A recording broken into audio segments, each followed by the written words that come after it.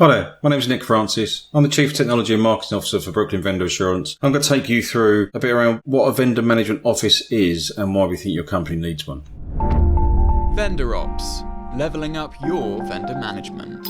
So a vendor management office and its mission inherently is a function that will be made up of existing vendor managers or any people within your organisation that are specifically there to manage suppliers, and create a team around them that are dedicated to managing vendors, contracts and associated service in a post-contract sense or post-contract award for the duration of the life cycle of that particular deal. They're there to drive adoption and continuous improvement of the vendor management function best practice and the associated processes. They're also to be focused on capturing business value and reduce third-party risk exposure that is sometimes, not always, but can be found as part of the onboarding due diligence that get conducted, owning that and refreshing it on a regular basis. Their responsibilities are not limited to, but include the management of strategic vendors. They need to create and maintain a set of core processes and governance structures like policy to ensure that what the suppliers are providing are delivered in a right and proper manner and that are considered to be fit for purpose. They're there to advise and guide all other roles of how vendors are to be managed effectively and to align the management of said vendors and contracts into a consistent reporting framework from across all business aspects into this centralised unit and reported on.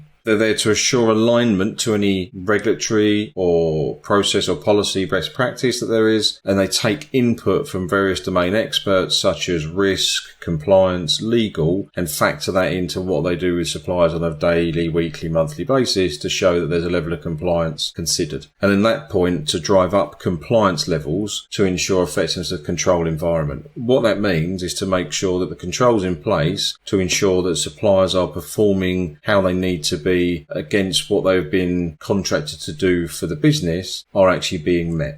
In terms of team structure, it's typical that we'd expect a vendor management office director or a head of vendor management to exist. And under that, there would be a number of vendor managers, one of which or two of which, depending on the size of the function, would be considered a vendor manager lead and to have more of a designer stroke architect type role to continually refine, review and create processes that are needed by the business that underpin any regulation that's in place or policy that's articulated to ensure that's being met. They're then responsible for building, maintaining and operating those on the internal tools and processes that exist. They are governed by a number of functions such as procurement, who will be doing a lot of the sourcing activity, etc. And if this function doesn't live in procurement, it potentially will live in the business lines, maybe matrix managed in terms of that structure. We'll cover a video about operating models later and archetypes, but essentially they will take input from procurement, compliance and legal, risk and the executive in terms of what needs to be done for suppliers and vendor management across the board. They're also then going to link back into the business unit, any company subsidiaries or internal service owners to make sure that on a day-to-day basis, what the suppliers or the vendors in this case are providing is delivering value. The key activities are pretty much to do with maintaining, governing, evolving and communicating everything to do with their supply chain and third-party suppliers. So in this case, ideally the team starts small so it can execute at pace and grows in line with vendors being onboarded at the relevant priority by segment and by category. So by segment we mean by the most critical ones first, or category, the most critical categories first, and then by role, vendor managers, buyers, IT risk and compliance.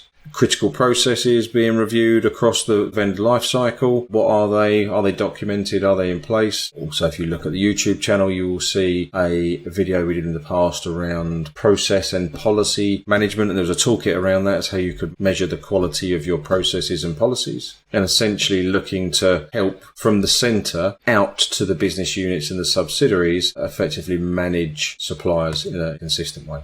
The period of which we recommend you can implement a vendor management office is from as little as sort of 8 to 12 weeks. First phase being the idea of landing it, so creating a visibility, a baseline. What does it actually mean as a starting point? How many vendors are managed? How many aren't? What's strategic design for moving forward to growing that to more vendors? How do you communicate out governance? What does governance actually mean? And what does it mean differed by criticality of vendor? establish a basic org structure like the one above, document your core processes, and then define your tools landscape that's going to be used in conjunction with those processes. So once you've done that, you can do the expand bit, which is deploy what is recognized as the Vendor Management Office platform. So that would be the process plus the digital tooling, what the control environment around that is, how do you increase in compliance over time, how many risks are being managed and what risks are being managed, how do you start holding vendors to account, how do they know that they're being held to account and by what means. And then once through that expand phase into evolve, getting to a point of where you're taking cost out and capturing value. So taking any cost out of the operation, capturing more value to give you a spread and a better return on investment, looking at vendor and service and supplier consolidation, and then getting out to your vendors or your suppliers and doing some joint innovation where it makes sense to do so.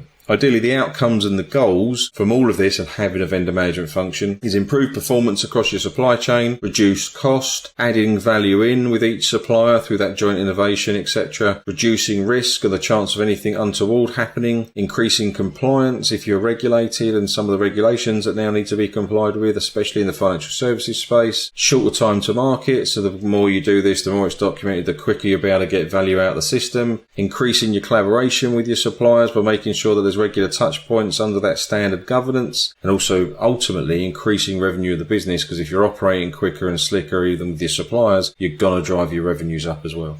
Now that was the need for a vendor management office. Please check back in where we go through a lot more around how you'd build it, what the archetypes and the deployment models might be, what the profiles of the individual team members and how to recruit for them is coming shortly. Thank you. To keep up with the latest Vendor Ops news, subscribe here and follow us on LinkedIn and Twitter. Links in the description below.